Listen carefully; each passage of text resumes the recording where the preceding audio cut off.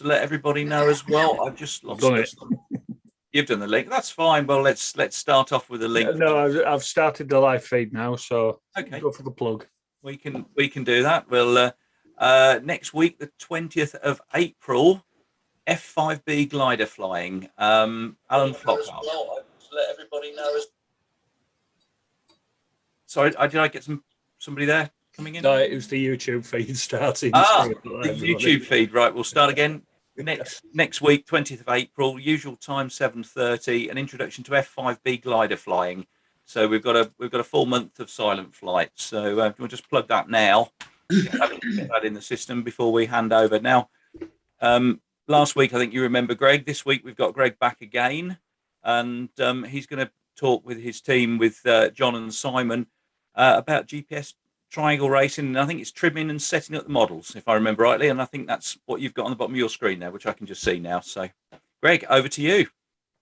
Good evening. Thank you, Mark. Actually, the majority of the presentation is going to be done by John tonight. Yeah, I think the guys probably will get bored of me wobbling on every Tuesday night about silent flight. So I'm just going to do a little bit of an introduction, an update on where we come from in terms of the last GPS triangle racing session, and over to John, and then I'll sort of summarize at the end, and then we'll have Q&A. But as we've always done with all of our sessions, John and I did for the first GPS one and the silent flight one last week. Please ask your questions as we go through. The panel are going to monitor the questions, and we're going to prompt John to answer questions as we go along, because this is very much a presentation for you. As we always say, get the most out of it for you guys. And with John, you've got someone who's been at the forefront of GPS triangle racing in the UK and pretty much in Europe, and he's been doing it a fair number of years longer than Simon and myself and some of the other guys. So you've got an absolute wealth of experience here today. So it's an opportunity to really ask those questions that maybe are perplexing you after the first presentation. So let's move on. So the agenda is really simple. We're going to have a quick update after session one, just to refresh sort of what the task flying is all about, and why what John's got to say is so important, because the task is fairly defined, and we went through it last time, but it's a bit like driving a car. If you're not completely automated with your processes, with your plane, then you've got so much information coming from the technology in trying to fly the task that you will just get nowhere with it. So we'll sort of just talk a little bit about that. And John's whole thing is about trimming and setup for GPS. And as I say, Q&A at the end.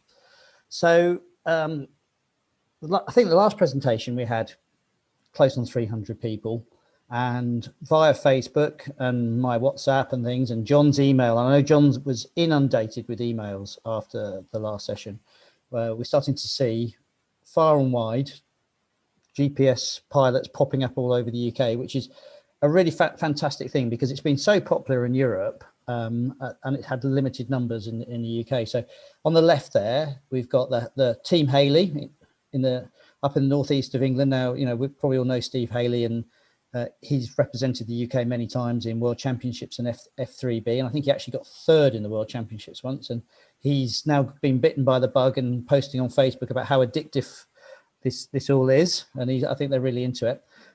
Then on the Scottish borders there, probably one of the most northerly GPS pilots in the UK at the moment, we've got Dick Hart. Now, Dick is a friend of Paul Eisner, who is World Control Line champion, and he's a control line pilot, but the GPS triangle racing has been sort of become part of what he's doing, and he's really excited by it. And that's a lovely plane. So about is Skywalker. And I've got another picture of Dick here on the left. And what we're now starting to see is a plethora of 3D printing and different ways of the way that people are interacting with the Albatross technology on the phone. And then we've got two pictures here, Ian Rose. So right down the other end of the country, Ian's a top F3F pilot, being a fearsome competitor. And Simon Thornton's competed against Ian many times in F3F. He's now got a Valenta Chile doing GPS triangle racing, but you can see he's got a tray mounted transmitter there rather than the next strap transmitter on the left. And you can see again 3D printing, the snipe, some really elegant solutions coming along now. So if you're sort of thinking about getting into it and you want some help in terms of these sorts of setups, and get in touch with us, because we can put you in touch with the people that are starting to design and 3D print these mounts. So I would say Thunderbirds are very much go on this now. It's really starting to take off. I was lucky enough to go out and fly today, and there were 4 of us on the field. And I know at least 2 of those guys before were just doing F5J flying, and now they were just flying all day doing GPS triangle flying. So it's a big change, really, really good. So I'm going to hand over. As I say, he's leading light in GPS triangle racing, probably worldwide, and he's certainly been the driving force behind getting GPS triangle racing in the UK. So I'm going to hand over to John in a minute, but I just wanted to refresh you guys about what we're doing here. And we're using this technology to fly around this course, depending on whether it's the light class or the sports class or the scale class. We've got this triangle, and you've got to fly as accurately as you can around this triangle. And you've got a lot of information coming at you. So Dick, who's in the picture there, contacted me, and he said he was really struggling with the technology and the sounds and being able to look away from the plane and onto the screen and things. And later on, I shall talk to you about a training video that Dave Woods has produced, which really will really help you if you listen to it, what you get out of the Albatross and how the stereo sound works if you're using a snipe. So, but the most important thing is, as I was sort of saying perhaps before we started, this has got to all be automated. And when I've made the car analogy before, when you're learning to drive, it's all very alien, and you get very flustered very quickly. Your concentration level gets saturated quite quickly in your first few lessons.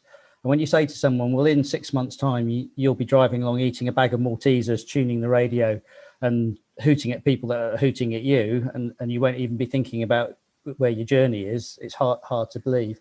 And it's the same with this. You'll have a go at it, you'll get better at it, and it will all become automated. But it will only become automated if your plane flies really well. It flies hands off, and it flies in different flight modes, doing the things it needs to do in each part of the task, which can be the thermal soaring, gaining height part of the task, or the speed, distance part of the task. And that's what John's going to help you with today. So as I said, John's leading light, and so I would sort of say he is the brains behind GPS triangle racing in the UK. So I'm now going to hand over to him and let him talk, and I won't say any more until the end. So over to you, John. Thank you, Greg. Although I'm not sure about being brains, but what I do want to talk to you about is trimming an aeroplane. And trimming an aeroplane is not going beep, beep, beep on the transmitter. With GPS flying, we've got a wide range of things the plane needs to do. It needs to thermal well. It needs to be nice and floaty in thermal mode. It needs to be able to carry distance. It needs to be able to fly at speed. And a properly set up aeroplane will easily do that. But a poorly set up aeroplane will struggle, especially if you change from one sort of type of flying to another. So really the first part of this is all about getting the structure of the plane right. First of all, the center of gravity. If the center of gravity is out, it's going to cause all sorts of problems as you change from thermal to speed to distance and whatever else. The plane won't track, it won't fly straight, it'll start porpoising, or it will tuck under or whatever. So the C of G is absolutely essential, and also the lateral balance. Now, with regard to C of G, a good starting place is what the manufacturer recommends. Some models, they're quite specific. Other models, unfortunately, they'll give you a wide range. But somewhere in the middle of that range is a good starting point. So get the model up on some sort of balancing thing in your workshop, fully assembled, batteries in, making sure that the batteries, especially the motor batteries, excuse me, which are quite heavy, are actually always going in exactly the same place, right? Not just a piece of Velcro that you just push it down on, and one time it's 5 mil further forward and next time it's 5 mil further back. Make sure you've got some physical stops in there So when you put the batteries in, batteries, and you've got separate receiver pack, that they always go in exactly the same place. And I mean exactly the same place. Once you've done that, also check the lateral balance. Most GPS models and models being used for GPS are molded or have got foam wings. You'll be amazed how much lateral balance can be out.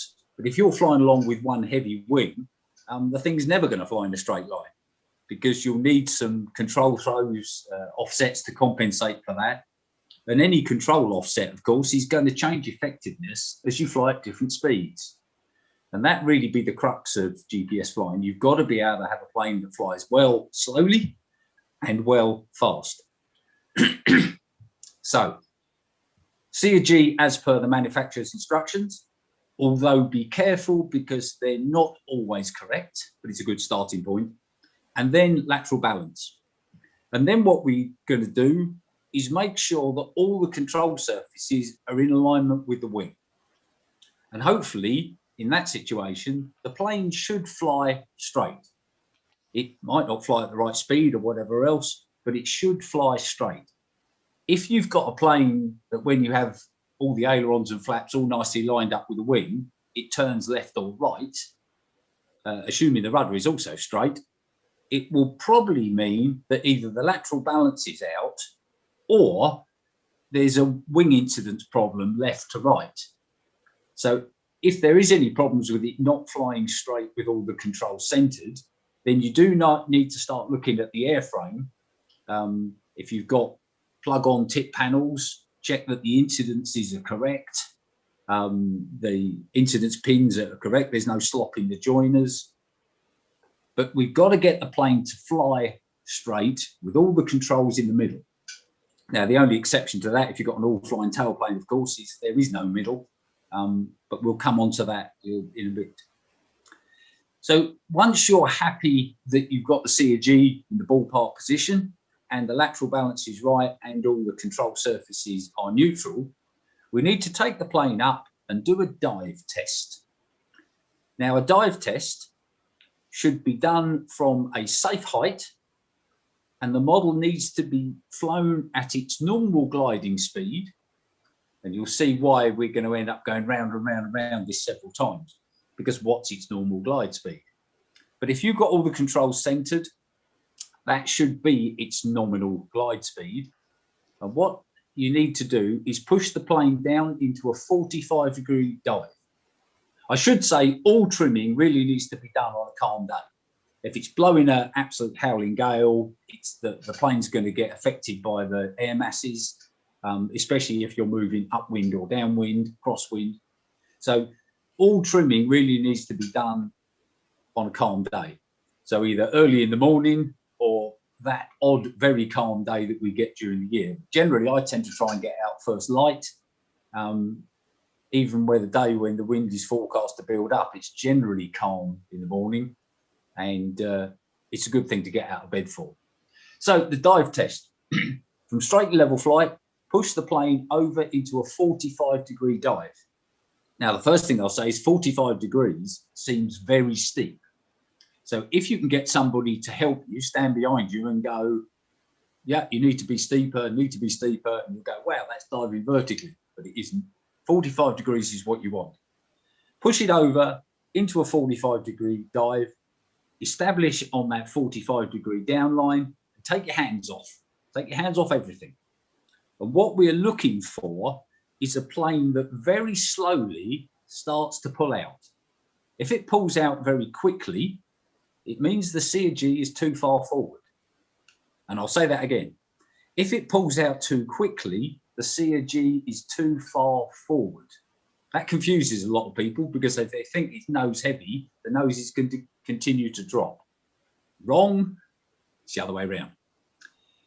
The dangerous one is if the C or G is a bit too far aft, as the plane may not start to pull out, or it actually may start tucking under.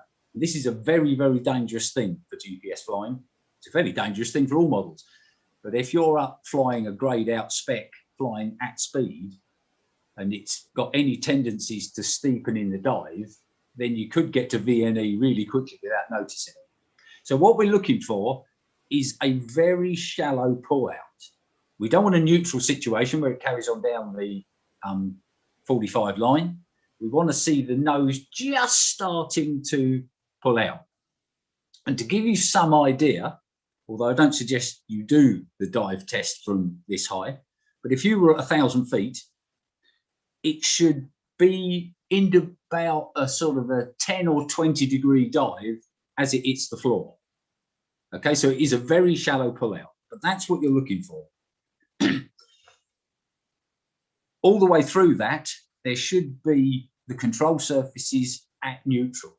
If you're having to make corrections in the dive because the plane is rolling or whatever, again, you need to go back to square one and say, right, why is the plane turning? The speed built up, then it started turning. That means there's some twist in the airframe or some offset of the controls.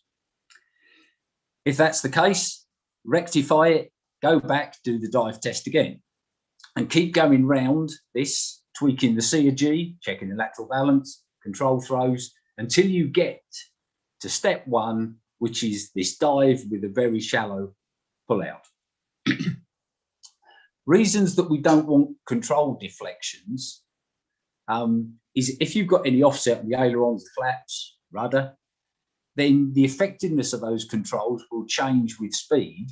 Therefore, it will only fly in a straight line at one speed, which is completely useless for GPS flying. So it will take a bit of time to go round and round and round until you get the dive test sorted out. But once you've got that, you're pretty much at step one, tick the box. This should all be done in normal mode. We're not going to talk about flight modes yet. We want to get the basic aeroplane set up. Once you've got it, the COG in the right place in normal mode, there's no reason that the COG needs to change in other flight modes. So we should by now have a plane that flies straight, hands off, and if you push the nose down, it will build up speed, but continue in a straight line, left and right. If you pull the nose up a little bit, it should get a little bit more floaty, but still carry on in a straight line with no tendency to deviate off left or right. That's absolutely essential for GPS flying, because if we're flying around the course, we need the plane to go in a straight line. If it's wandering left and right all the time, then you're flying very inefficiently. So once you've done it in normal mode, then you need to address the situation of flight modes. Now, lots of schools of thoughts here. Are you just going to run 3 flight modes, a normal, a thermal, and a speed? That's probably enough to start with. We'll talk in more detail about flight modes later on. But fundamentally, all that you need to do in the flight modes, assuming that you've got a transmitter where you can separate the trims in each flight mode, is just retrim the elevator. So in the thermal mode, it's a bit more floaty. And of course, you'll be flying with some thermal flapping. And in speed mode, there'll be a little bit of down elevator and probably a little bit of reflex in the flaps. Now, the amount of thermal flap and reflex flap, again, refer back to the manufacturer's guidance as a good starting point. And I would stick with that until you're quite comfortable. And then if you feel like maybe I could carry a little bit more flap in thermal mode, then by all means play with it. But stick with the manufacturer's guidance to start with. Otherwise, things can get very confusing. But as you change between the flight modes, and obviously the flaps move and the ailerons, the flaps move and maybe the ailerons move with the flaps. On some models, the whole trailing edge of the wing moves. On other models, only the inner sections move. And the elevator trim for the speed you want to fly at. If there's any side-to-side deviation, it starts rolling or whatever else, the first thing to check is, did both flaps go up or down exactly the same amount? If there is any changes, then now is the time to tweak that, such that as you flick between the flight modes, the nose ought to raise a little bit and get floaty, or sink a bit and speed up. but the plane should continue to run in a straight line. Okay, just to give you a quick idea, to go around that process, get the dive test sorted out, and then get it so it's comfortable flying in all 3 flight modes, in calm weather, probably 30 to 50 flights would get you pretty much dialed in. You'll get to 80% quite quickly. A bit more work will get you to 90. Quite a lot more work will get you to 95, and a huge amount of work will get you to 99%. But treat it as fun, right? It does take a lot of time and effort to get it right, but the rewards are enormous. So make the effort and get the thing to fly in a straight line. And now we can start using the data. We've got all this information coming back from the GPS kit, and we can use this to ensure that the base settings are correct.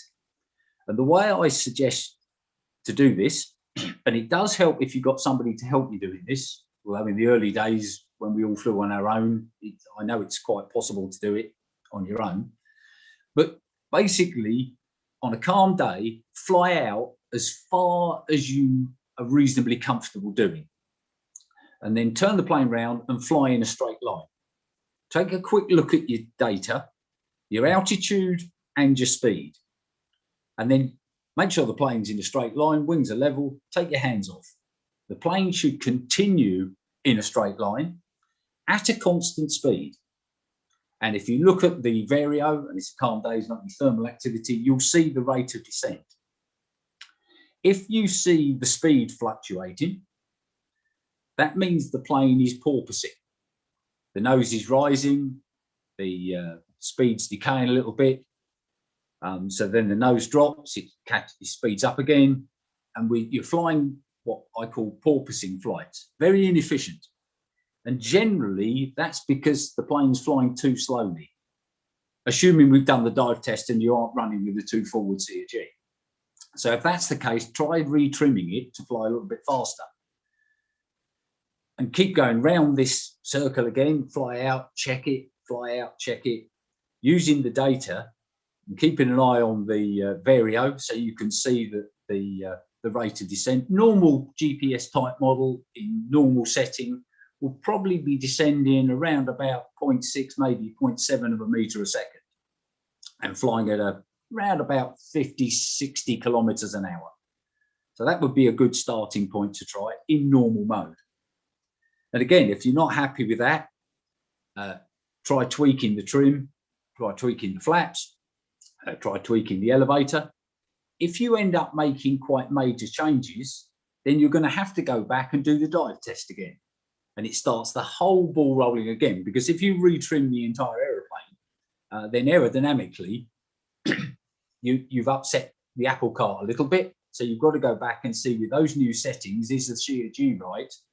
So go back and do the dive test again and slowly go around this dive test, trimming, use the data until you get to a situation where in all 3 modes, the plane is flying at its best glide angle, and that depends on the airframe, of course, no porpoising, and it flies in a straight line. So one other thing you might find useful, which is not normal with thermal soaring models, in speed mode, you may think about reducing the control throws a little bit. Because if you're flying fast and we've got to fly around the turn points, if you're flying very fast, it is a bit of bank and yank. Well, planes are only so strong, and if you're flying very, very fast, it may just help to soften the controls a little bit to avoid any form of over-controlling as you heave it round the turns. Now, whilst you're flying, the key element, and I keep going on about this, the plane will fly on its own in a straight line. If it won't fly on its own in a straight line, then you're having to continually put control inputs in. And every control input you put in is in effect creating more drag and putting the brakes on. So you can see if you're having to fight the plane all the way around the course, you're continually adding drag, more corrections, adding drag. Therefore, you're not flying as efficiently. So it's very well worthwhile doing this trimming thing to ensure that you've actually got the optimum from your plane. Now, I talked about 3 flight modes. I personally use 5 flight modes, plus the motor one, but we won't worry about that for the moment. In my normal thermal mode, I've got the plane about as floaty as I can get it when flying in a straight line. Okay. And I then run a thermal 2 setting, which is actually over elevated for flying in a straight line, but it's trimmed to keep the nose up at my choice of nominal bank angle when I'm thermaling. And this can be incredibly useful. 2 reasons. One, when you're thermaling, it's much easier to see bank angle than it is pitch angle. You've got a very thin fuselage and you've got a big wing. Now, everybody knows where horizontal is, and so it's very easy to see how much bank you've got on by the state of the wing relative to the horizon. And I've got in my thermal 2 mode enough elevator up that whilst it's turning, oh, that's very nice, cup of tea's just there. While it's turning, it will circle hands off. Now, the beauty of that is that I can basically put the plane into a thermal turn, hopefully in a thermal, take my hands off, and the plane will continue to fly around in the thermal with basically no input. If it's turbulent, obviously you are working a little bit, but bearing in mind that if we're circling in the thermal, we want to be circling downwind with the thermal. So pretty much, unless it's really, really turbulent, it should circle hands off. That means I can effectively park the plane in a thermal and be concentrating on other things. Who else is in a thermal elsewhere? What's the wind and the conditions looking like upwind? Should I stay in this thermal? Should I push on? The ability to sort of park the plane and concentrate on other things is absolutely valuable, because that could mean a lot of looking around the sky, checking data, other bits and pieces. So it could be that you've actually got your eyes off a plane for a second or two. If you know it's parked and stable, and bear in mind you can hear what the plane's doing because of the vario and altimeter. So if it's still got that nice constant upbeat, then you know the plane is doing its own thing correctly, and it should be where you left it. If you're having to fly holding the elevator in to thermal, then you've got a bit of an issue, especially in turbulent conditions, on how much elevator. As I say, it's a lot easier to see bank angle than pitch angle. So by trimming your aeroplane out on a calm day, so it will circle hands off, it's very, very useful. Now, obviously, if you increase the bank angle, then you're going to have to add some elevator. And if you flatten the bank angle, then you're going to have to take some elevator off. So it's not the fix for absolutely everything, but most models will thermal best at a given bank angle. Mine's normally around about sort of 30 degrees. So if you trim the aeroplane in thermal 2 for a 30-degree bank with enough up elevator to keep the nose up, you will find it actually invaluable in being able to park the plane. It also helps stay in the thermal because it's just sitting there nicely working the way downwind. I also use a speed 2, but I would say that in this country, it very, very rarely gets used. But if you are fortunate enough to be in booming lift and try and push on for a number of laps, especially if you're high, you may get to a point where you really don't need to climb any higher. Going higher is just wasting time, but you need to speed up. And again, because it's difficult to see pitch angles, especially as you're flying around the course, where at one point you might be directly over your head, the next minute you're flying away from yourself, and then you're flying at an angle to yourself, and then you've got the nose coming towards yourself on a different leg. So rather than try and fly leaning on the elevator to fly at speed, thermal 2 is basically a little bit more down, elevator in, to make it fly fast. But if you are going to go the speed 2 option, then try a dive test in speed 2 to make sure that it doesn't start tucking under. This tucking under issue is incredibly dangerous, especially in GPS flying. If you're big altitude, bear in mind in a sport class model, you could easily be 600, 700, 800 meters, assuming you're in airspace that allows it, of course. And bear in mind, they're all under 7.5 kilos, but beware if you're up that high, make sure the site is suitable and you've got lookouts for light aircraft, etc., etc. But if you're flying at that sort of altitude and you're trying to fly very fast, a plane that can tuck under and accelerate more and more and more, especially if you're approaching a turn and then you're going to try and fly a tight turn, you could easily get to the plane's VNE, and it could get away from you. So please be careful if you're playing with speed 2. Now, the other thing I want to talk about is ballast in aeroplanes.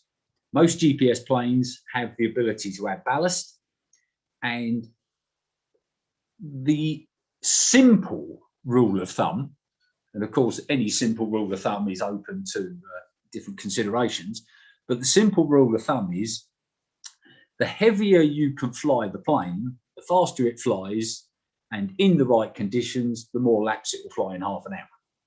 But that does presuppose that you can actually fly for half an hour. Now, in UK conditions, which are very different than European conditions, and certainly very different to sort of South African and Australian type conditions, where I've been fortunate enough to fly quite a bit, you need to make a decision.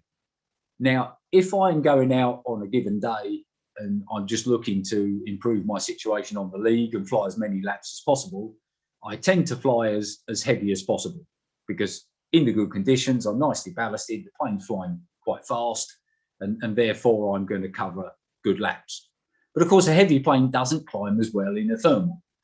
So if it's an early morning flight, and especially if you're flying head to head with other people, and there's only sort of 0.2, 0.3 of a meter second lift, and you're unlikely to be able to fly out the 30 minutes, then it might be better to fly with no ballast in it. Keep it as floaty as possible, be able to climb or sustain in the weak lift, and hang around long enough that when the next bit of weak lift comes, you're still in the air. And this is important. In the UK, 80 to 90%, probably 80% plus of our flights won't fly out in half an hour, or the 20 minutes for the light class. If the lift is patchy, then you're going to fly through lift, hopefully, but then there's going to be sink coming across the course. And if the gaps between the lift are quite big, you could well be on the ground before the next piece of lift comes along. So the ability to hang around and wait for that next piece of lift is quite important. Therefore, the need to fly light. If the lift is good and you can steam around, or if it's windy and you need to make way into wind, then heavy. The reason I've mentioned all of this is most planes have got the ability to change the amount of ballast. I've found over the years that I either tend to fly it light, no ballast, or heavy, ballasted up, basically to the maximum. I used to have sort of interim and halfway ballast situations, but it all just got far too complicated. And inevitably, I had the wrong ballast in for the wrong conditions, the wrong time. So I have two settings. I have a light setting and a heavy setting. And in effect, they are two completely different model memories. So they are working as two completely separate aeroplanes. Make sure you fly on the right aeroplane with the load in it, because you're going to have to go through the whole trimming process with it light, everything right from the dive test all the way through. And then when you ballast the plane up, you're going to have to do the whole thing again. Now, it is quite important, this, because there's several planes available that if you ballast them up to the maximum, or you can't ballast them up to the maximum allowable wing loading or weight without shifting the C or G. And of course, what we don't want to do is shift the C or G. So it's worthwhile, once you've found, say, in the light setting, no ballast, where the C or G should be, try adding the ballast and rechecking the C or G to make sure it stays in the same position. There's no reason for the C or G to change between a light model and a heavy model. It's going to fly faster, but there's no reason that the C or G needs to change at all. So do be careful. Just because the manufacturer says you can shove all this ballast into it, doesn't mean that it will actually work and keep the C or G in the same place. On my Valenta GPS Special, when I change between light, no ballast, and heavy with the ballast in, I actually changed the tail planes, because my light model is actually all made out of spread carbon, and it's got a spread carbon tail plane, which is super duper light. It only weighs about 28 grams. But when I've ballasted up completely and get myself up to 6.999 kilos, it's a little bit nose heavy. So I have another tail plane that I put on, which brings the C or G back to the right position. Now that's totally acceptable in competition, because as long as the plane is in its configuration before you enter the course, it can stay in that configuration. And for the next round, you can take the ballast out, change the tail plane to make sure the C or G or whatever you need to do before flying the next round. But if you're going to go from light to heavy, treat it as two completely separate aeroplanes, and trim it correctly in both. Okay, I've talked quite a bit there, and there's an awful, I've probably covered an awful lot, but hopefully you guys have stayed with me and followed it. If not, this session is being recorded and it will be on YouTube. And if you're not completely bored with my voice, it may be worth tomorrow or the next day, when it's posted up, rerunning it and take it through step by step at a time to digest what I've been saying. It's quite important that you do this trimming in the right sequence. And every time you follow it through the sequence, there's something you have to make changes. You need to go back to the beginning again. And unless you've been scribbling your notes very, very fast, I have laid this discussion out in the right order. So hopefully you can follow that. And that's the advantage of it being recorded, because you can play it back. John, can I just interrupt there? There's a couple of questions that came through, Yep. both to do with the centre of gravity and how best to actually measure them. Now, Greg, I know Greg's had a go at typing some of the answers, but I didn't know whether to put your thought on it, because obviously some of the large wingspan models are not the easiest things to actually set up and measure the centre of gravity on. Well, a light class model or a sport class model, pretty easy, because you can pick it up. The old way of doing it, pick it up, balance on your fingers, well, that doesn't work. Your fingers, at least mine, they're way too fat to be able to balance. There's several C or G rigs available, but the way I find quite easy to do is I'll put some masking tape on the bottom of the plane, either side of the fuselage, measure back from the reference point from the manufacturer, and then, using a pencil or a Sharpie pen onto the masking tape, mark where the C or G should be. What I then like to do is I take a piece of thin dowel, sort of 1/8 dowel, and take that onto the bottom of the wing, one either side of the fuselage, on the C or G point. And then, using my fingers, pick it up by the doweling. So I've got this little tiny point contact, or almost a rock on the end of my fingers. And I find that pretty accurate. I've also got a C or G gauge that I can put it on. But you need to be careful with those, because a lot of glider type models, especially GPS models, they're pretty neutral in terms of the vertical center of gravity. it's not like a high wing aeroplane where you've got a lot of sort of pendulum weight underneath and it will naturally hang. My GPS models, especially when they're fully ballasted, you've got to be quite careful checking the CG, because if you let the nose drop, it will fall. But then if you let the tail drop, it will fall.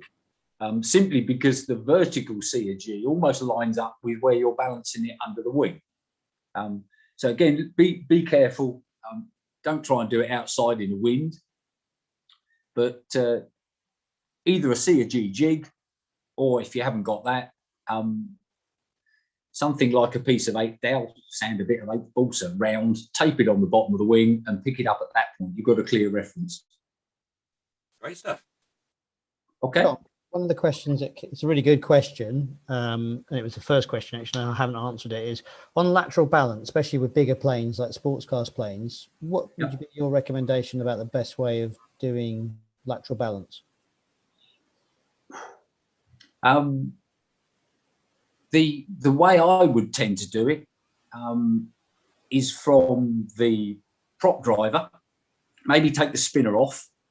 So you've actually got a thread showing at the front, put a loop of light string around that point, and then from the top of the fin, use some gaffer tape or something and make a loop on the top of the fin, gaffer taping it down both sides of the fin.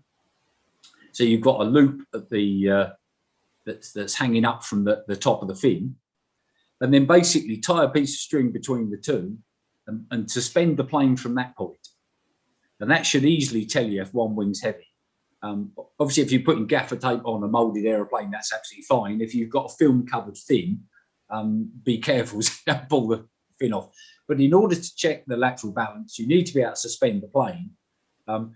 Don't get into the situation of trying to pick it up by the prop bolt or the prop driver and the bottom of the fin, because again you'll be below the vertical center of gravity. But a bit of light string looped over the top of the fin, tie a knot in each end so it doesn't slide through the gaffer tape. Bit of gaffer tape on each side of the fin, another loop round the prop driver, and then up, over the fin and down again, and you should be able to just pick that up and see if the lateral balance is right. We've got another really good question, and then it's about ballast and unballasted and ballasted. Sorry, and I didn't on these questions I didn't say who they were from actually, but they're from Pete. Let's have a look who it is. I think it's from Gerhard Lipsky. He's asking the question: if you've got an unballasted plane and then you've got a ballasted plane, should you be using different control throws for those two types of planes? Now, I've answered that question. I've said something, but it'd be really interesting to get your perspective on it. My view on that is personal preference. To be honest, there is no right or wrong answer. With a ballasted plane, it's going to fly faster. If you fly a plane that's quite twitchy, and I don't recommend that for GPS flying because it can lead to over controlling and therefore too much control input and more drag. Personally, I don't. I do in speed mode, be it speed mode for a light model or speed mode for a ballasted model. I do reduce my control throws down from 100% to normally 90%. I'm not really sure it makes a huge amount of difference. But the bottom line is there's no magic answer to it. You need to be comfortable flying the plane. As Greg said right at the beginning of this, and it was demonstrated very, very clearly to me when we came out of lockdown. None of us, well, most of us hadn't been flying for a good few months. And I tried to be sensible and I went out with a normal sport electric power model and, had a few flights, got my eye back in. Now, bear in mind, I've been flying for like nearly 50 years now. Maybe it was OTT, but I did it. And then I got my GPS plane out. And of course, I was quite comfortable flying it around. But what I noticed is my ability to instantly decide the right tactic when I was flying, I was having to have a second think, just for a second or two. Is this the right decision? Should I do another turn in this thermal? What's my rate of climb? Is it this thermal decay? And is it time to leave? Or actually, am I drifting towards the turn point correctly, or am I drifting away? In the past, before lockdown, when I was flying regularly, very, very regularly, those, after years and years of GPS flying, those decisions were coming automatically. So I'd sort of got rusty in the tactics side of things. And it showed up in the indexes I was flying. When I looked at my traces after uploading Albatross, and I upload every single flight. On the league, which we talked a little bit about in the first session, only your best 5 flights show on the league. But actually, if you go into your own profile, you can see every flight that you do. So I commend everybody to load this up so you can actually review your own flying. And when I looked at the first go at flying GPS after 3 months of lockdown, my indexes were appalling. They were up in the sort of 125, 130 bracket. But it sort of focused my mind, because I thought I was doing quite well, but I wasn't. I was flying rubbish. But I had a look and thought, that's the thing I need to concentrate on. Next outing, I was flying down in the sort of 110s, 112s, 115s, which in GPS flying in UK conditions, and the wind was pretty strong, is pretty good indexes to fly. So control responses, light and heavy, personal preference, but use the data available to you to answer the question for you. If you're flying and you're weaving around all over the place, and you've been through this trimming process and your plane should be flying in a straight line, then the chances are you're over controlling. The one thing to remember with all models, but especially with gliders, is if you've trimmed the thing out to fly as well as it can, anything you do with the controls will make it worse, because you've optimized it to be correct. So any control input is going to create more drag, it's going to change heading, therefore it's going to reduce efficiency.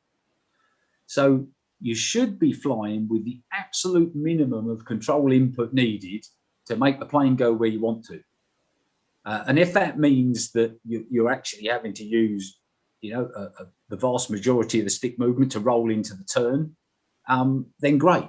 If that means you can fly better down the straight line, so be it. If you're a guy who likes the controls to be quite twitchy and you don't like moving the sticks a lot, then fly with more control throw. But stay off the controls, especially the elevator.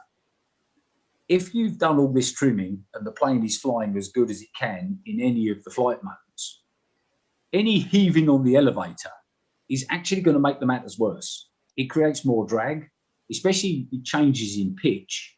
You show either the top or the bottom of the wing to the airflow, it's going to create a lot of drag. And you're only making the plane fly worse.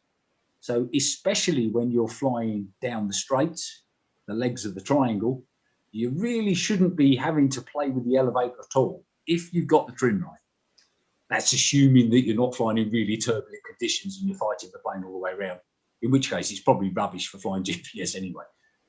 But minimum control inputs. Now, another interesting thing came up. For years, I didn't like the idea of flying with coupled aileron and rudder. I thought it was a bit sissy, and I really didn't think that it would actually benefit my flying. And during the lockdown, a very famous thermal flyer, which most of you probably heard of, a guy by the name of Philip Kolb, did a Zoom session, which we all listened in on to.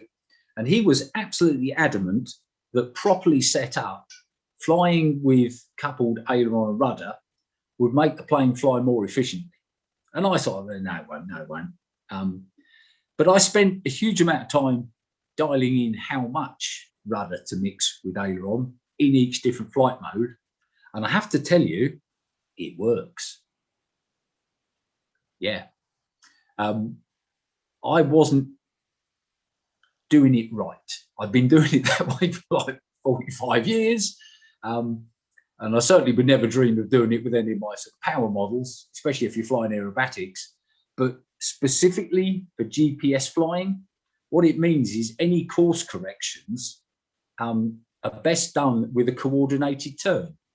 So if you've got to change direction because you've come around a turn and your nose isn't facing towards the next turn point correctly, just making a correction with ailerons will possibly induce a bit of adverse yaw. It will certainly be less efficient than a coordinated turn to the right direction. So it just proves that you never stop learning things. Listen to other people, ask questions, but pick that one up from Philip. Definitely improve the situation.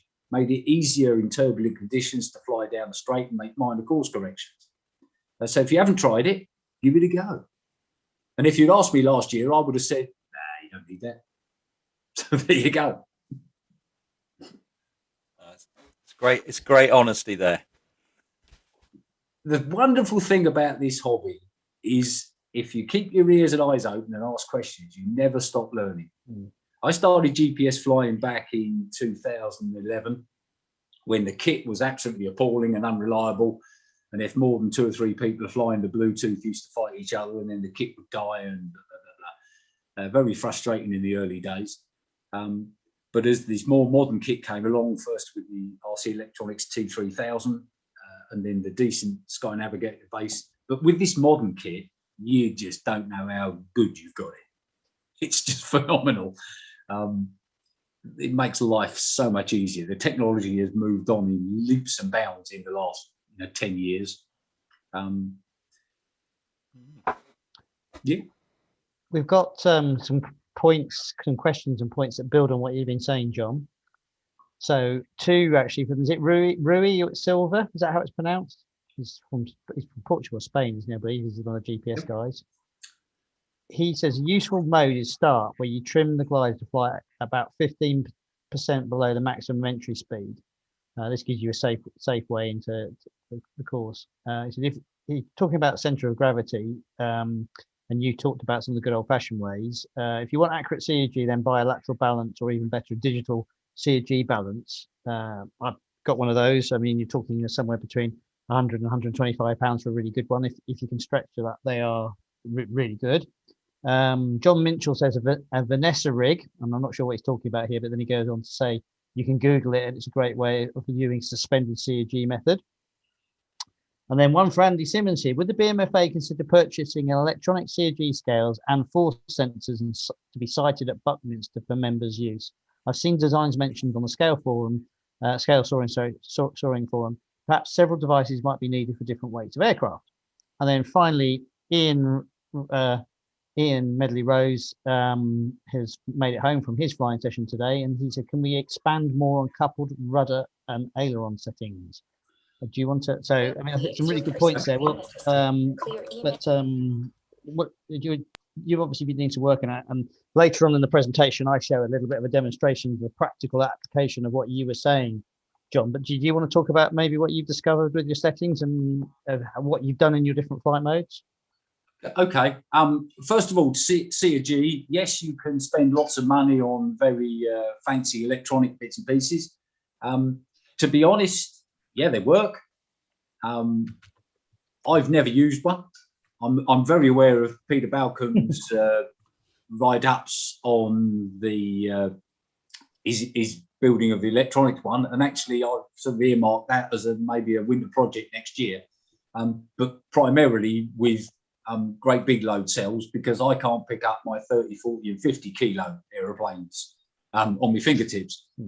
But with the Dow method, I found that to be pretty reliable, and it's cheap and simple to do. But don't let me stop you spending your hard-earned money on CAG machines if you want to. With regard to the coupled aileron rudder, any full-size pilots will tell you, or glider pilots especially, the need for coordinated turns. And on a lot of gliders, if you watch any YouTube videos or whatever else, you'll find taped on the front of the canopy a bit of string. And the idea when you're flying is to keep the bit of string straight on the canopy. And if you're flying uncoordinated, the string will be off to one side or the other.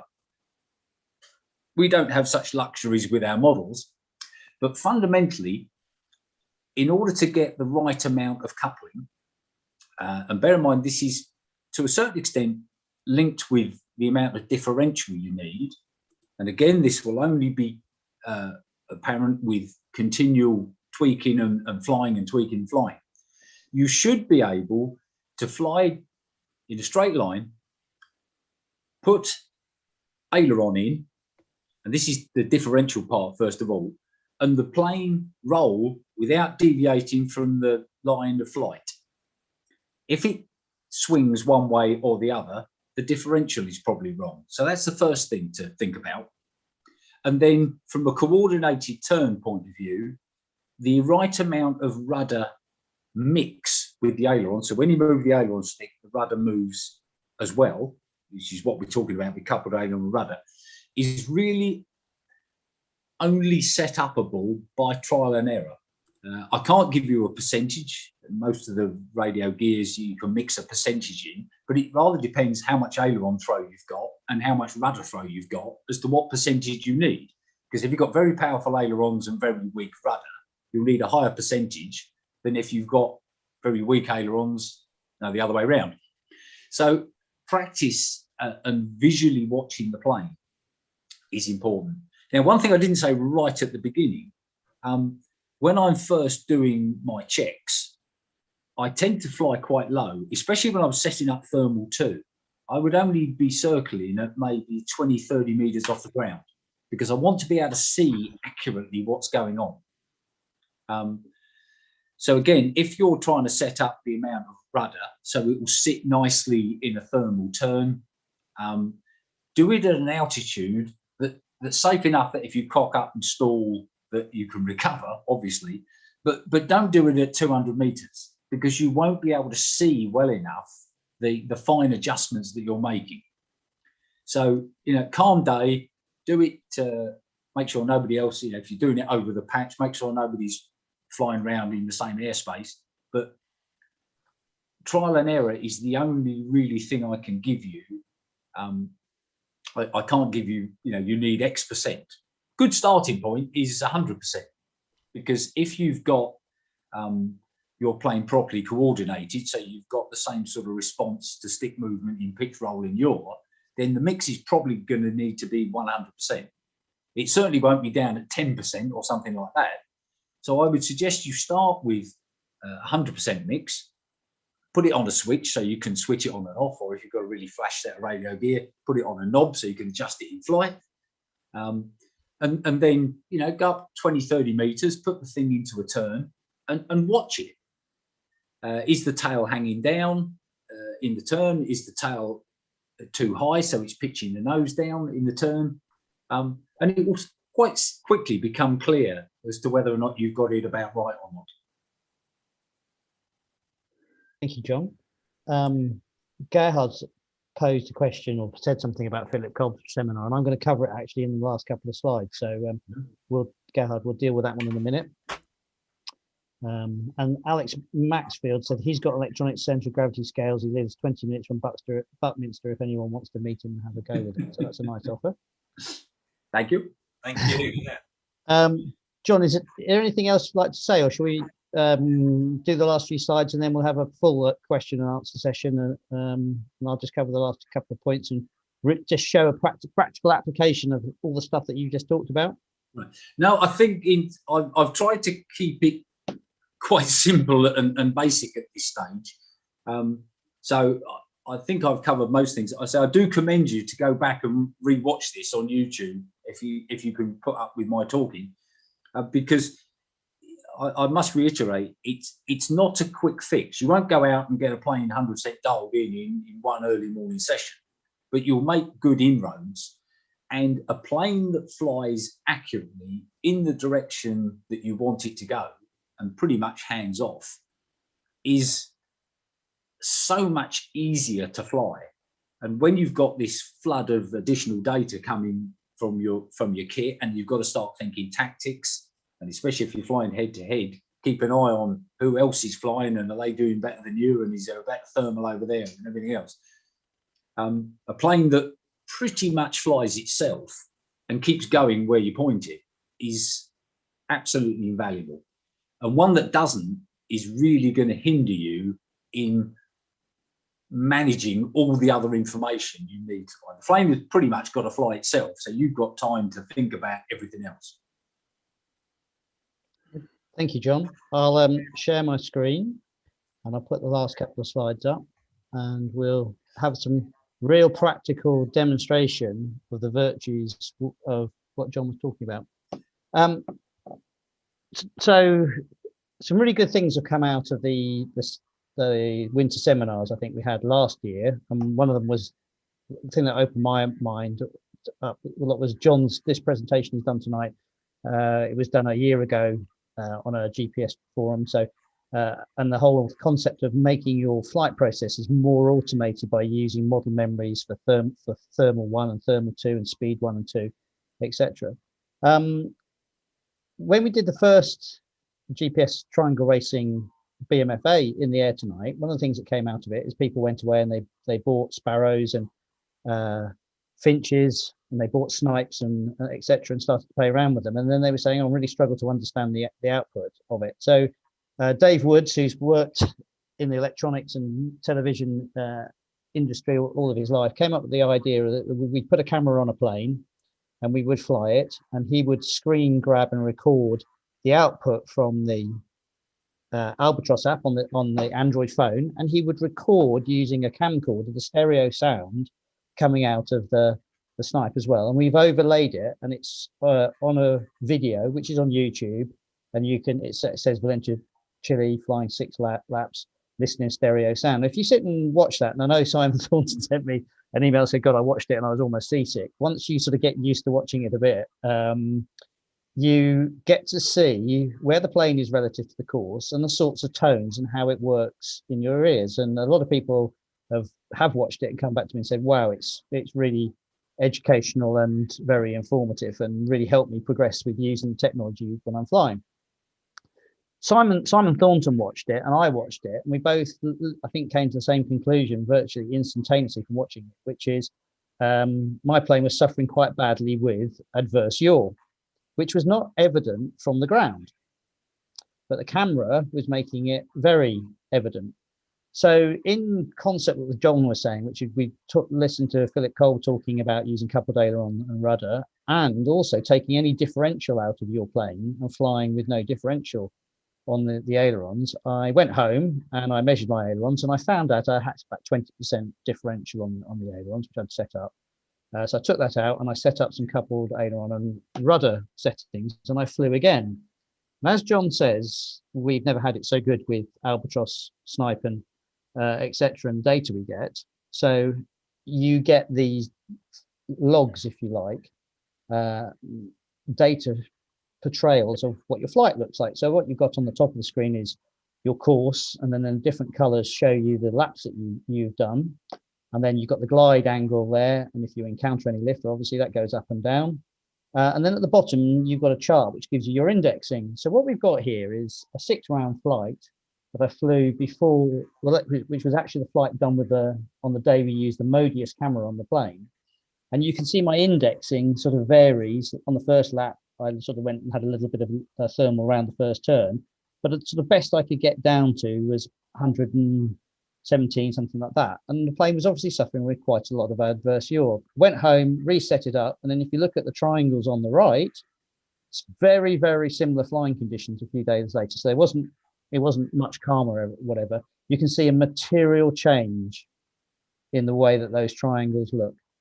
Now, I've been doing this a year and I've done quite a lot of flying, and I've knocked out some okay scores on the league. But if you can change your indexing, and I did a quick calculation between those two flights, and there's about a 10% difference in the indexing there. Well, if you're flying 15 legs and you can fly 10% shorter, surely you can fly at least another 1 or 2 legs.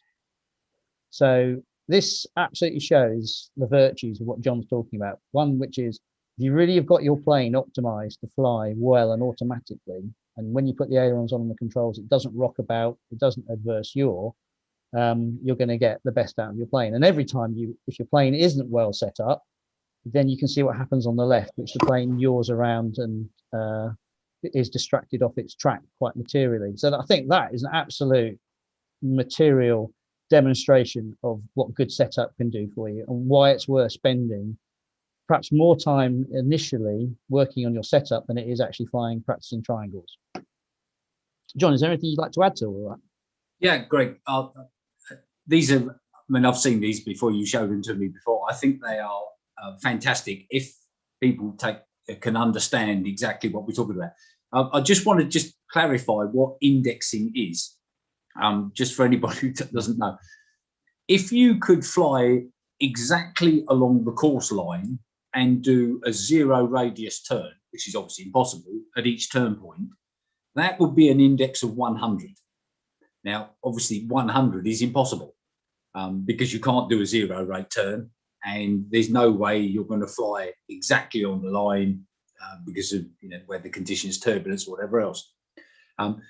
So an index of 110 means you've flown 10% further than the absolute minimum. But we tend to take it that 110 is about as low as you can really get. And you need pretty good air and very little turbulence to do that. So if you're somewhere between 110 and 120, you're flying fairly well. If you're over 120, then you need to really start practicing. So that's what the index is. Now, the index is based on the flight around the triangle. As soon as you start thermaling or circling, it adds that distance. So your index goes out the window. So indexes only work as a reference point if you're flying straight round the triangle with no circling in lift. So if you see, like on the left-hand one, Greg's first lap, you can actually see as he got down towards turn point 1, he had a sniff at a thermal.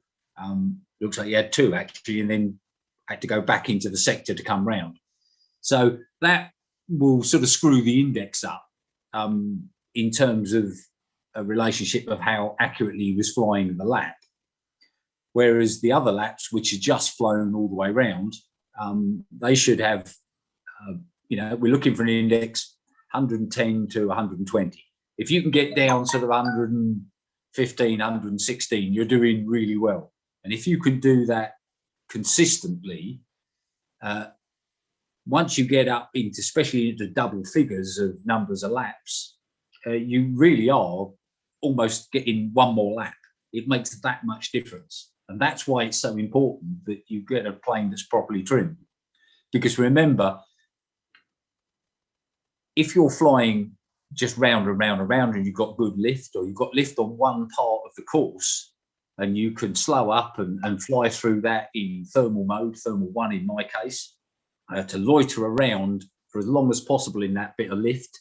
And as soon as the variotone starts to decay, whack it back into normal or whack it back into speed, whiz around the course, and then come back into that lift, slow up again, loiter in the lift, and then speed up again. If you can't fly the fast parts accurately, then that thermal is going to have moved further across the course and be less available to you. So the ability to flick from thermal mode to normal mode to speed mode just by a flick of the switch on the transmitter, and the plane basically settle into its new flight mode and flight style unaided, means you can porpoise around this course, slowing up in lift, speeding up in sync, without having to fight the plane all the time. Therefore, less control inputs, therefore less drag, therefore more efficient flying. And it should go in a straight line, so your indexes should improve as well. Okay, brilliant. That's fantastic. Thank you. So I think we're sort of there at the end of this. I think we can open it up for questions and answers. Actually, Greg, just stick that other slide up again. What, the task one? The scale and yeah, that one. Yeah. We haven't talked very much about scale and SLS. SLS self-launch. The scale class just quick recap, is a pure glider, 1/3 the scale of an existing, an original full size. There are slight deviations in percentages you can have, but basically it's a 3rd scale model and it's aero-towed. It's the only class that's aero-towed. And if you go to a meeting, there's tug pilots there to tow you up. In the UK, I don't know anybody who's seriously flying the scale class because of the availability of tugs, etc., etc. There's a few of us flying the self-launch class, which again, it has to be a scale model. It can be any scale, percentage scale, with a maximum takeoff weight of 25 kilos.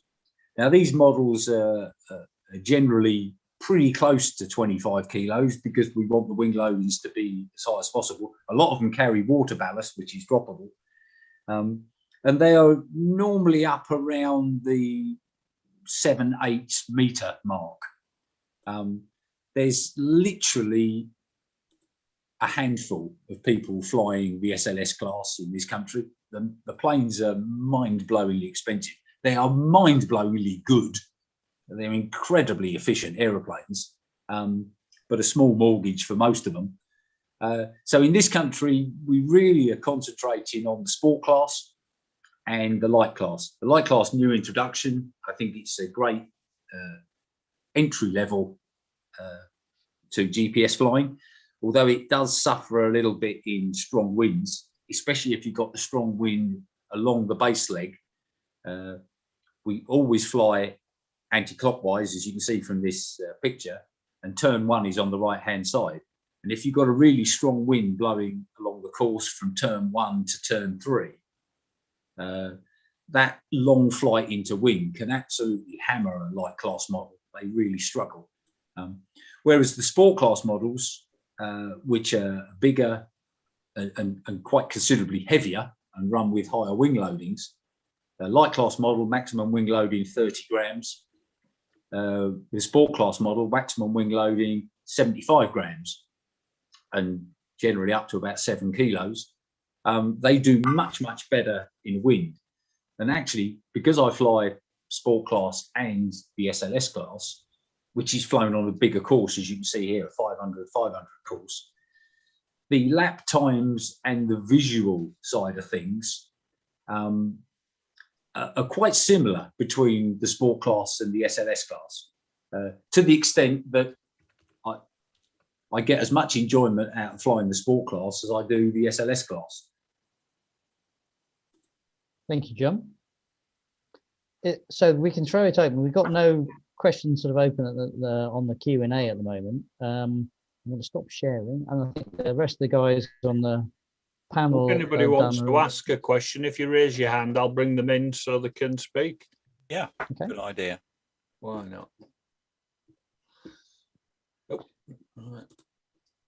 So just to build on something that John said while we're waiting for anyone to answer a question, there's just something that's come out recently, which is if you go onto RC Soaring, which is Pierre Rondel's webpage, he's been doing some really good work on pitch movement sensors, and he's got a 3D printed clip, and he recommends a Bluetooth sensor.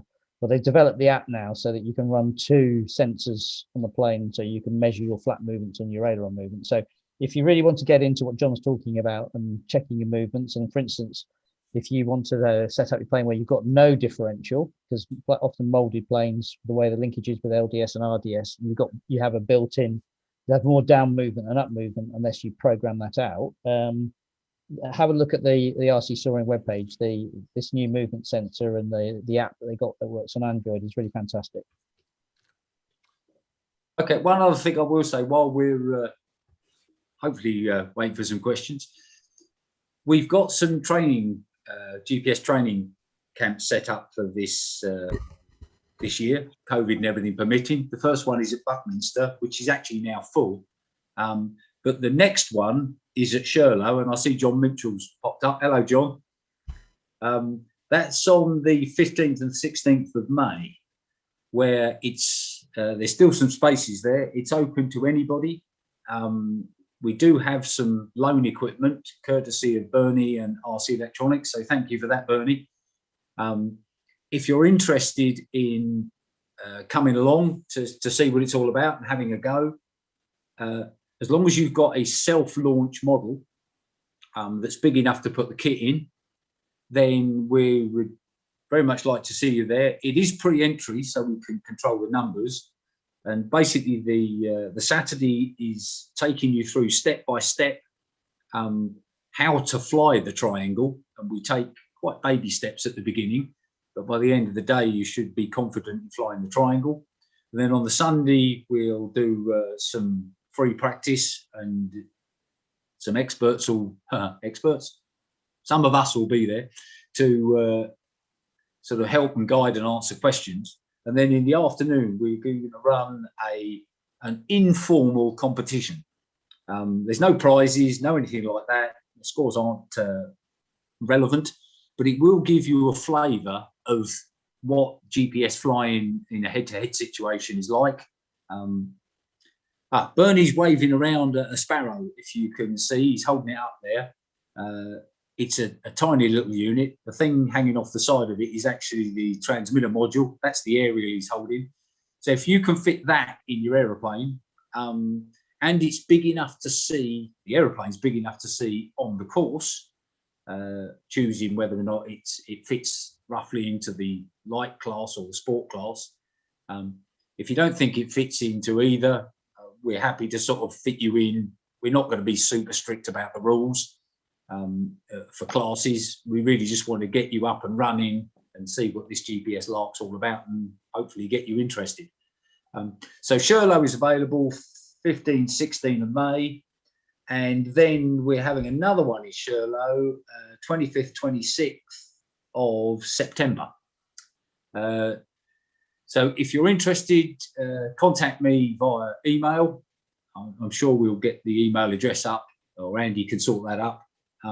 Drop me an email. I'll send you an entry form and a whole load of other supporting documentation about the league, registering on the league, setting up your model, what you need to do if you want the loan equipment. I can fire that all back to you via email, and we'd very much like to see you there. Fantastic. I think we've got John Minchell's going to ask a couple of questions, or ask a question. John, do you want to unmute? Yeah, thanks, Mark.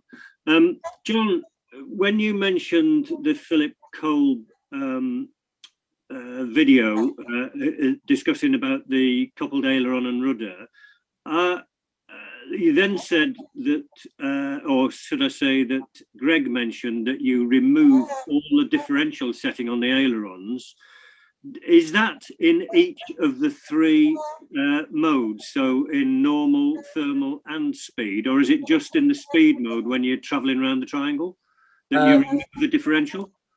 To be honest, Philip did mention removing the differential. I tried that, and to be honest, I wasn't entirely happy. I'm sure there is a balance, but actually I run with very minimal differential anyway. I think it's about 15%. But with no rudder coupling, I set my plane up so if I rock from side to side, so I'm flying in a straight line and I'm rolling the plane, I can see that the roll is actual down the fuselage. This is my F3A aerobatic training coming in. And I will set the differential up so that I've got a pure roll. It's not rolling off center. And I did take the differential out completely, and I didn't like it. So I left the differential in, but added the rudder coupling, and I actually found that suited me better. Although I have to say, Philip did say that on the model he was flying, although he didn't specify what it was, he said he took all the differential out. So it's something for you to try, to be honest. Yeah, I was just thinking that if you remove the differential, which you know is there to stop the adverse yaw, yeah. If you take that out, then you're only going to have to put in more rudder to keep the fuselage straight. Exactly. And therefore there's more drag from that point of view. Whereas I imagine, I might be wrong, and you experts can put me right, in as much as more upgoing aileron is less draggy than a downgoing aileron, which is why you put the differential in the first place. Absolutely. Can I cut in? Yes, Simon? Can I just add my 2 pennyworth? Yeah, having watched the Philip Cole stuff and having enjoyed playing around with differential for many years on various forms of flying. I'm with John. I don't think for most of our types of gliders you can completely remove differential. I think you'll always end up with some differential on big wing gliders. But what Philip was demonstrated in his discussion was that the rudder is far more efficient at removing adverse yaw than ailerons, and therefore use the rudder as much as possible to reduce the adverse yaw, and only use differential to balance things up if the rudder isn't powerful enough to remove the adverse yaw. So, and he showed it on a model as just to how the lateral drag with very long wings, you've got a lot of inertia to move, and the rudder is much more effective at reducing that adverse yaw than the ailerons. So I'm with John. I will always have some differential, but I think we probably have got used, particularly with big scale gliders, to having an awful lot of differential to make those fly nicely. I don't think that's ideal for GPS triangle. One of the things that I do, and this really comes from my slope background, and Greg may align with this as well. I always found differential was the hardest thing to set up on the slope models, to get, as you come out of a very high G turn on the end of the course, you want the model to be pointing in the straight line. You don't want to make any corrections, much the same as GPS triangle. It's all drag. You want the nose to be at the right angle to the hill and to the course. If you have too much differential, the nose will come out pointing downwards. Too little differential will end up pointing nose high, and you'll lose speed. So it's quite easy with a steep, fast turn to play with the differential till you get the nose angle just right as you come out of the turn. And I think when John talks about his trimming for thermal turns at low level at 20 or 30 meters, that's what he's looking for, is the nose staying at the right angle as you go around the turn, using the right amount of rudder to balance the turn so the nose doesn't get high or low. So effectively what we're saying is there will be different amounts of coupled aileron and rudder and different amounts of differential for each of the 3 modes, notwithstanding John's speed 2 and thermal 2. But unfortunately, adverse yaw is speed dependent. So exactly, on the slope models, we typically have the differential or the coupling on a knob, so we can, because obviously hill conditions are different wind speeds, different hills, different slopes, so you're varying it all the time. That's a good thing for GPS, but you can have too many things to adjust. You actually want to try and keep the model as simple as possible, so you can just fly the course. John, whilst you're right, and Simon is absolutely right, that adverse yaw changes with speed, what you've got to remember is, and I'm talking specifically about a GPS model here now, we're looking for a situation where we can fly in a straight line and make course corrections whilst flying basically in a straight line with the minimum amount of drag and maximum efficiency. Yep. And I actually have found that I keep the same amount of differential in all 3 modes. And when it actually comes to the fast banking yank round the corner, the models I fly, because I'm almost getting to sort of 90 degrees of bank, I can bank round the turn there with no rudder input at all. So it's, I suppose in the optimum situation, yes, you may need to play around with the differential in different flight modes. But if you're looking for big laps and you're flying around the course and you're switching between your different flight modes to loitering, lift, and we're not circling, then you'll probably find that you can stick with the same amount of differential and rudder mix in all 3 modes, because the control inputs you'll be putting in are absolutely tiny. When I want to start circling in thermal 2 mode, and I've got this extra up elevator in, and that's when I start playing around with the mixes a little bit more. So it will fly hands off in a turn. But if you've got a percentage of differential, but you're only moving the control surfaces while flying down the straight line, a 32nd of an inch at the trailing edge, 20% less of a 32nd of an inch is so minimally small that it really makes no difference. Yeah. Okay, thanks, guys. Much appreciated. I think Trevor Waters is there. He's got a question for you. He's been waiting patiently. Don't unmute yourself, Trevor. Hello, Trevor. Ultra. Can you hear me? Yes. Yes, we can hear you now. All right. Going back to basics, my question is, do you have to bind these systems for telemetry? And if so, how do you do it? Because I can't see anything on the web pages about binding switches. And also, how many models can use it at the same time? An infinite number of models. That's really not a problem, Right. because it's all frequency hopping stuff, same as your radio gear. There's the RC electronic stuff comes in two basic types, either as a complete standalone kit, and as Bernie was waving around, and hopefully he can hold it up again, the Sparrow that goes in the plane, or if you've got a big plane, Raven, but we're talking predominantly about Sparrow here. The box, the main white box that Bernie's holding up is the Sparrow unit. That's the data bit. The little wire sticking out the side, the black wire, that's the transmitter module. So that does the transmitting back to a ground station. And going back to Greg's original pictures, the ground station was the thing on the pole attached to the transmitter. And Bernie's holding up a Finch ground station. My question was, do you have to bind it? No, it's, well, yes, but they've got serial numbers in them, and you bind them by telling the ground station which airborne station you're using by putting the serial number of the airborne station into the ground station. Oh, I understand. Okay. So there's no binding switches? No. Okay. Thank you. No, it's you basically you type the serial number into the which file? Can't remember. the info file, I think. Yes. Put it into the info file, and away you go. Just typing it into the PC. This is presumably. Yes. Yeah. Thank you. Okay. Thanks, Trevor.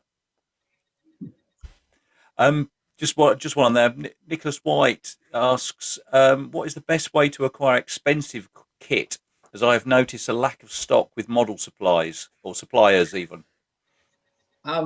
What sort of kit are we specifically talking about? If you're talking about the GPS kit, the man who's waving at you on the screen is the person to speak to. Bernie Jones is the importer of Bernie Jones is Esauring Gadgets, and he is the importer of the RC Electronics kit.